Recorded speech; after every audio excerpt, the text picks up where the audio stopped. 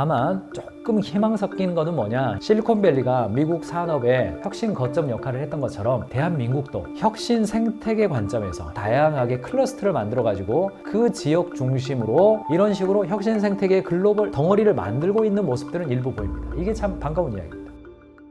이게 이제 우리랑 관련이 있어요. 동맹국들에게 기존의 방위비 분담금을 증액하겠다. 나토 돈 더 내. 너 독일 너 돈 많이 벌었잖아. 돈 더 내. 한국 돈 더 내. 일본 돈 더 내. 야 너네들 돈 많이 벌었잖아. 내가 지금 이 방위 뭐 이렇게 전쟁을 막아주기 때문에 전쟁이 일어나지 않을 거라는 확신이 있기 때문에 해외 투자자들이 너네 나라로 갔고, 너네 나라가 전쟁 준비하고 그 걱정한 대신에 경제 발전에 집중할 수 있었잖아. 민주주의에도 집중할 수 있었잖아. 그거 내가 지켜줬기 때문이니까 이거 더 내. 지금 더 내. 옛날처럼 너네들 돈 많이 벌자. 내놔. 요게 이제 나토, 일본, 그리고 뭐 대만, 그리고 한국에게 요구하고 있는 그런 측면입니다. 아, 이게 무서운 이야기 했더라고요. 10월 달에 세상에서 가장 아름다운 단어는 관세입니다. 제일 좋아하는 단어예요. 이런 이야기를 했습니다.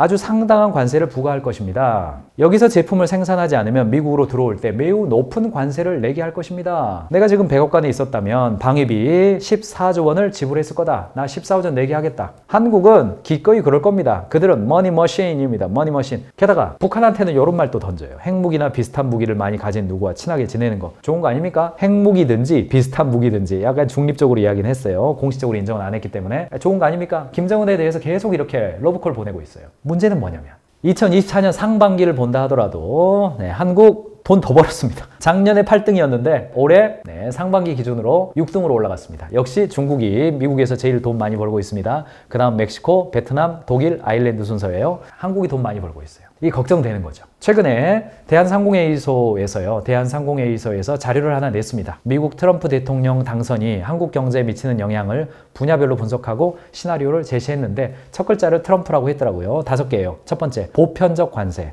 두 번째, 화석연료의 부활. 세 번째, 첨단 산업의 불확실성. 네 번째, 통화정책 개입. 다섯 번째, 북미 정상 간 개인 외교. 이게 우리나라에 이게 중소기업 뉴스에 나오는 거거든요. 중소기업에 가장 큰 영향을 미칠 거다. 첫 번째, 보편적 관세 상호무역법을 시행할 것으로 예상돼요. 라운드 체제가 아니에요. 다자간 무역협상이 아니라 1대1 무역협상, FTA 시스템인 겁니다. 1대1 무역협상 시스템이에요. 그러니까 대미 무역 장벽은 더욱더 높아질 거다. 상호무역법이에요. 그냥 1대1로 하자. 약자들은, 작은 국가들은 서로 여러 명이 합의해서 무역 시스템을 잡습니다. 이게 이제 라운드 시스템이죠. 그런데 미국 강자는 어때요? 야 너만 와, 너만 들어와. 야 이거 할 거야 안 할 거야? 야 해. 이게 이제 강자의 시스템이에요. 그러니까 상호무역주의는 언제나 약자에게 상대적으로 약한 나라에게는 불리한 시스템이에요. 그런데 이제 강자가 그런 시스템을 아니까 야 다 모여봐. 내가 너희들 도와줄 테니까 장기적으로 좀 잘 지내. 대신 이건 어기지 마. 요렇게 하면서 함께 성장하는 시대가 라운드 시스템인 거고요. 지금은 이제 1대1 시스템으로 바뀔 가능성이 높다.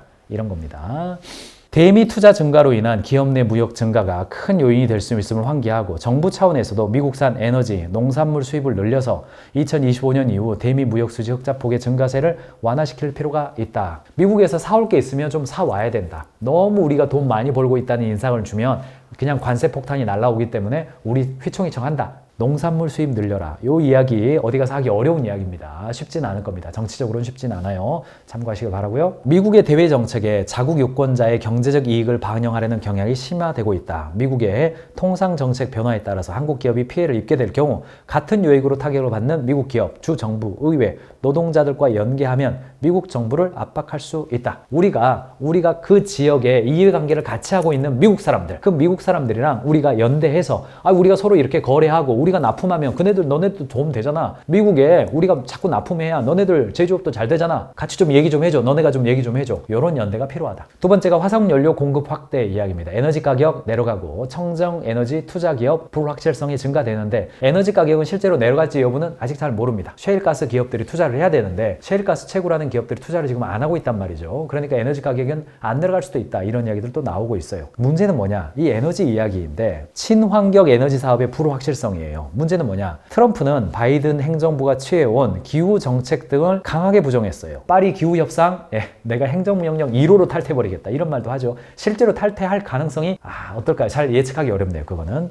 글로벌 기후, 에너지 산업에 큰 파장을 일으킬 것이다. IRA, 인플레이션 감축법, 미국에 공장을 지은 기업에 대해서는, 외국계 기업에 대해서는 보조금 지급하겠다. 이 이야기죠. 어려울 것으로 보이나 청정에너지 투자 세액공제와 생산 세액공제 등 핵심 프로그램에서 세액공제 공제 대상이나 공제 규모가 조정될 수 있어서 국내 태양광, 풍력, 배터리 기업들 불확실성 고조될 거다. 불확실성 고조될 거라고 얌전하게 이야기했습니다만 매출 떨어지는 겁니다. 원가 상승하고 이게 성장하기 어려울 겁니다. 이쪽과 거래하고 계시는 여러분들이라면 포트폴리오, 매출 포트폴리오 관리하셔야 된다는 이야기입니다. 이 정도면 관리 들어가야 됩니다. 세 번째, 첨단 산업 인센티브 조정 가능성이 있습니다. 미래를 위해서 지금 당장의 이익은 안 되지만 미래를 위해서 투자하고 있는 영역이 있단 말이죠. 그런데 트럼프의 경우는 당장 지금 유권자들의 표심을 달래고 대중민주주의를 진행해야 되기 때문에 당장 이익이 되는 것 중심으로 가다 보면 장기적인 그런 투자, 첨단 산업에 대한 인센티브를 제공하는 거 줄어들 가능성이 있다. 미국 반도체 패권을 위한 공화당의 대외 정책은 동맹국의 클러스터 중심이 아닌 자국 중심이다. 트럼프 행정부는 중국 압박과 자국 투자 확대를 위해서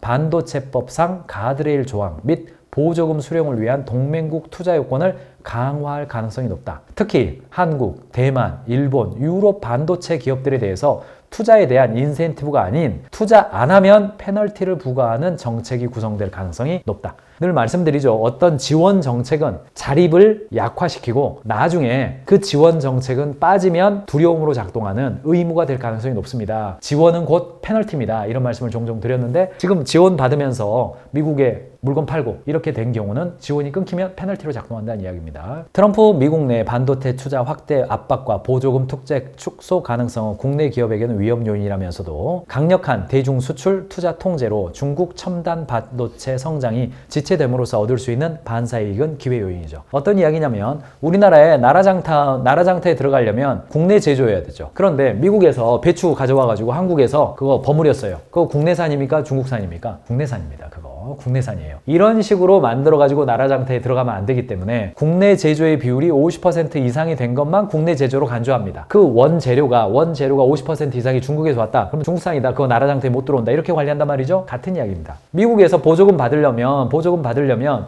야 미국에서 현대자동차 네가 뭐 미국에서 생산을 했지만 그 재료들 어디서 가져왔어? 그 타이어 어디서 가져왔어? 중국에서 가져온 거야? 야 그거 몇 % 이상 되면 보조금 안 준다? 이렇게 때린단 말이죠. 근데 우리는 어때요? 해외에서 많이 가져와서 국내에서 조립하고 미국 가서 완제품하고 뭐 이런 방식인데 여기에서 어려움이 될 수 있다. 이런 이야기입니다. 통화정책 개입하는 거 약달러를 추구하게 되죠. 그러면 순수출 감소 우려가 있습니다. 아까도 말씀드렸습니다만 지금은 강달러의 시대가 되어 있고 돈이 지금 미국으로 지금 몰리고 있지만 잘 되니까 몰리고 있지만 장기적으로 보면 달러가 미국에만 또 머물러 있으면 약달러로 또 전환된단 말이죠. 미국에 있던 돈이 해외로 나오고 하다 보면 달러 가격이 또 떨어진단 말입니다. 트럼프는 약달러를 통해서 자국 제품의 가격 경쟁력을 높여서 무역 적자를 해소하고 싶어한다. 강달러도 미국도 별로 안 좋아요. 수출에 도움이 안 되거든요. 연준에 금리 인하 압력을 계속 넣을 거다. 각종 세금 반면 정책과 재정 지출 증가로 인한 예산 부족을 관세 수입으로 메울 수가 없기 때문에 국세를 많이 발행할 텐데 약달러와 국채 증가 모두 우리의 순수출 감소와 자본 유출을 초래할 수 있는 요인이 된다. 수출 감소된다는 이야기입니다. 마지막으로 이게 참 어떻게 될지 모르는 이야기 마지막으로 이야기해드리죠. 북미 정상 중심 개인 외교 이게 참 나 친해요 뭐 이런 이야기 하는 거예요. 남북관계 예측 불확실성 고조되죠. 이 싱가포르에서 김정은과 트럼프가 만나가지고 우리 뭐 핵 이렇게 하기로 했어요. 뭐 미국 애플 공장 평양에다 짓기로 했어요. 뭐 이런 식으로 이제 상상은 자유니까 그런 날이 올까요? 전문가들은 트럼프의 대북 정책이 북미 정상 간 직접 협상 방식으로 전환할 것으로 예상했다. 한미일 안보 협력 등 기존 동맹국 협력을 통한 대북 정책이 단순 대북 억제뿐 아니라 중국 견제 차원에서도 중요함을 트럼프 정부에 인지시켜서 대북 견제 정책을 유지하게끔 설득시켜야 된다. 대중 견제라든지 대일 견제가 북한이 어떻게 하느냐에 따라서 달려있기 때문에 그런 점들을 적극적으로 어필해라. 이런 관점 보시면 되겠습니다. 이제 경기가 불확실해지면 중소기업은 어떤 상황이 일어나게 되는 거냐면 채용이 두렵죠. 불확실하는 것은 안 좋은 것보다 더 안 좋죠. 채용이 두렵죠. 그러니까 채용하기 싫어해요. 미국으로 넘어갔더니 어떤 문제가 생기냐면 이런 기사들이 최근에 나왔더라고요.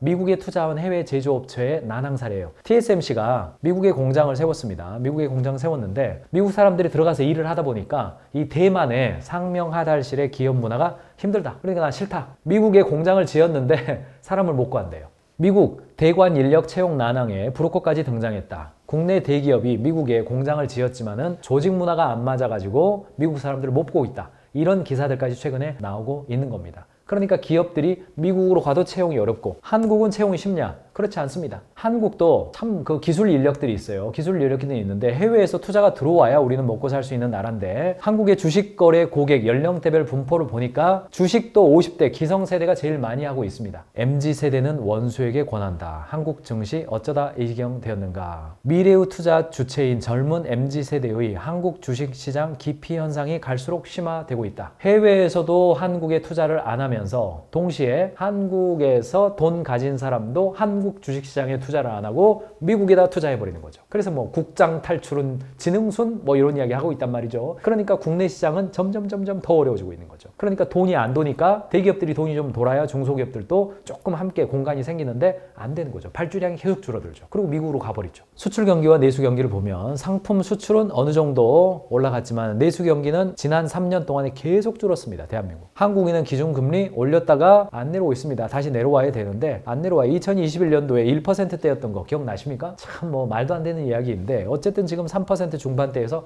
안 내려와요. 기업이 불확실하니까 채용하기 어렵고 장기적인 투자하기 어려운 거죠. 중소기업은 공간이 더 줄어들고 있는 거죠. 일자리 변화가 보여주고 있는 데이터도 마찬가지입니다. 일자리의 90%가 6년 뒤에 AI로 대체가 가능하죠. 실제로 대체되지는 않을 겁니다. 오랫동안 인간이 그 일을 하고 있을 거예요. AI 기술은 숙련된 근로자보다 경력이 비교적 많지 않은 별로 필요하지 않은 일자리를 대체하는 효과가 크다. 단순한 일을 반복적으로 하고 있는 중소기업들이 사실은 많습니다. 임가공 형태의 중소기업이 많은데 그런 일들은 AI에 의한 시스템 기술에 의해서 바뀐다. 주요 직업별 인공지능 자동화 기술 가능성을 보면 자동화 가능성이 큰 직업이 뭐예요? 주방장, 요리 전문가, 재봉사, 패스트푸드 종업원, 고무, 플라스틱, 제품 종업원, 청소업 100% 자동화 가능성이 있는 거죠. 자동화 낮은 것 국회의원, 고위공무원, 대학 교수, 판사, 검사, 변호사, 항공기 조종사 이런 거는 대체 가능성이 상대적으로 낮아요. 상대적으로 낮습니다. 문제는 뭡니까? 이 빨간색. 이 빨간색이 대표적으로 중소기업이 많이 하고 있는 업종 아닙니까? 지금 우리가. 그러니까 지금 우리가 가지고 있는 대외적인 변수와 상황이 농독지 않다. 상위 부가가치로 올라가지 않으면 우리가 굉장히 쉽지 않은 구간을 맞이할 수가 있다라는 말씀 드리는 겁니다.